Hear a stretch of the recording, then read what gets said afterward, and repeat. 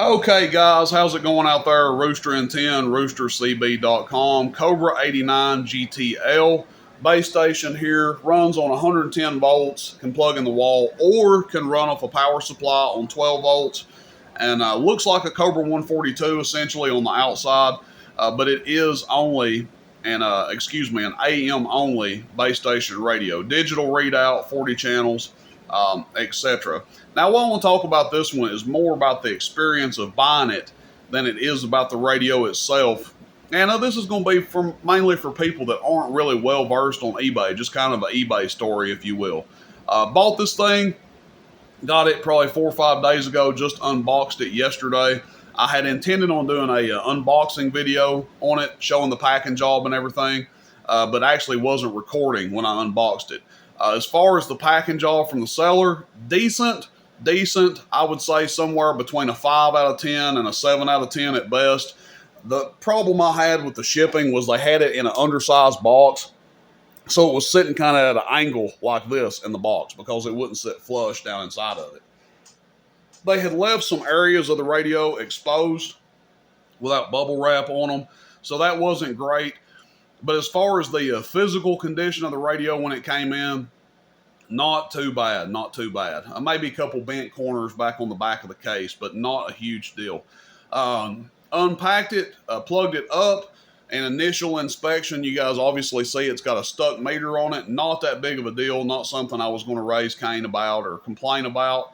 Went to power it up on the AC side, plugging it into the wall, and the radio would not power up at all. Okay, turned it on DC, and I'll just show you guys real quick. It does power up on the DC side. You can see that meter trying to creep up there. But after being powered up for about 5 or 10 seconds, it started letting the smoke roll out the back. That wonderful burnt electronic smell that everybody likes and loves. It was letting the smoke roll, so we powered it off pretty quick there. Now, what does that mean for the radio? Well, it's probably just got some bad capacitors in it. That's probably what it's going to boil down to, and hopefully not really any collateral damage besides that. But at the very least, it's got bad capacitors. So, what was the listing like on the radio? Was it listed for parts or not working? Was it listed as new? Was it listed as used? Whatever. When you get on eBay as a seller or a buyer, it's very important to pay attention to the condition that the item you're buying is listed in, because eBay only gives sellers a handful of choices to list something as. A handful of choices to list the condition, rather.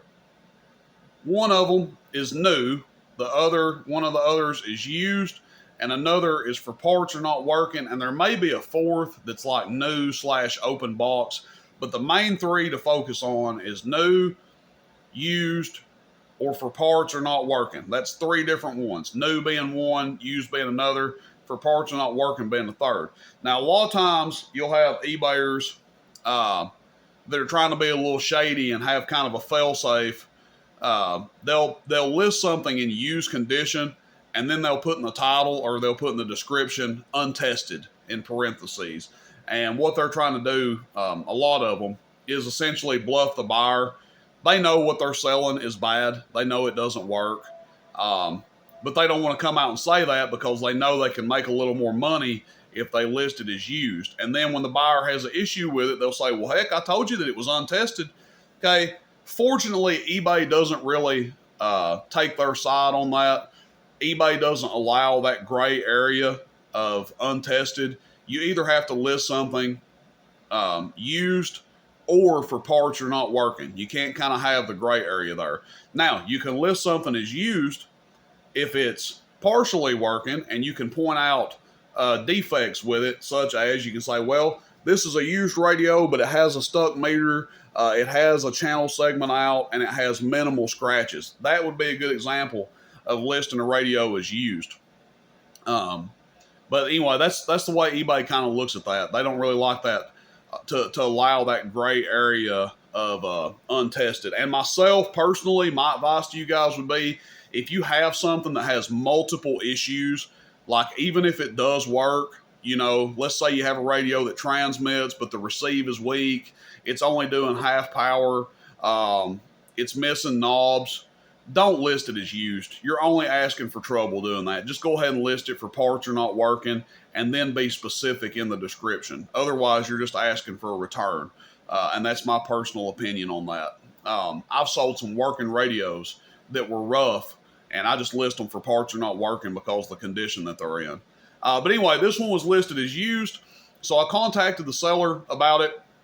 I said, hey, I got some issues with the radio, won't power up on AC, lets the smoke out on DC. And I told them up front, I said, look, I'm not asking for a complete refund. I don't want to return it. If we can come to kind of a middle ground, that would be great. And seller took about 12 hours to message me back. I thought they were trying to blow me off. I gave them till noon today, and they finally answered me back. And they said, hey, are you looking to return it, or would you just like a partial refund? I said, nope, partial refund will be fine. Just tell me what you think is fair for me and fair for you. And they offered me $35 back on it. So I was pretty happy with that. You know, obviously the radio is going to need a repair. It's going to be sitting here tore up for a while. It'll be a while before we can get to it. But it's going to at least need new capacitors in it. Maybe some other stuff too. You know, who knows? So I may have shot myself in the foot with that. It's possible that you get down the road and the radio's a total junker and it's like, ah, dang, I wish I just took a total refund on it. But in the moment, I thought that was fair, and I was trying to be fair to the seller too. Because let me tell you guys, as a seller, you never want to have to do a complete return for somebody. I mean, obviously, you don't have a choice sometimes. And especially if you think someone's trying to milk you for money and just trying to get a partial refund for no reason, then, you know, obviously you just tell them, hey, just return the whole thing, because I'm not just letting you have money for nothing. But it's one of the things that you don't want to deal with as a seller, like the dreaded message you get from eBay. You have an eBay buyer that would like to return an item. You know, no one likes to see that. So I thought it was fair. And again, I try to see things from both sides when I'm doing this as a seller and a buyer. And I thought the seller was fair. Their eBay handle or name, if I didn't mention it, is Racing Radios, and there may be some numbers in there. And I would do business with this seller again.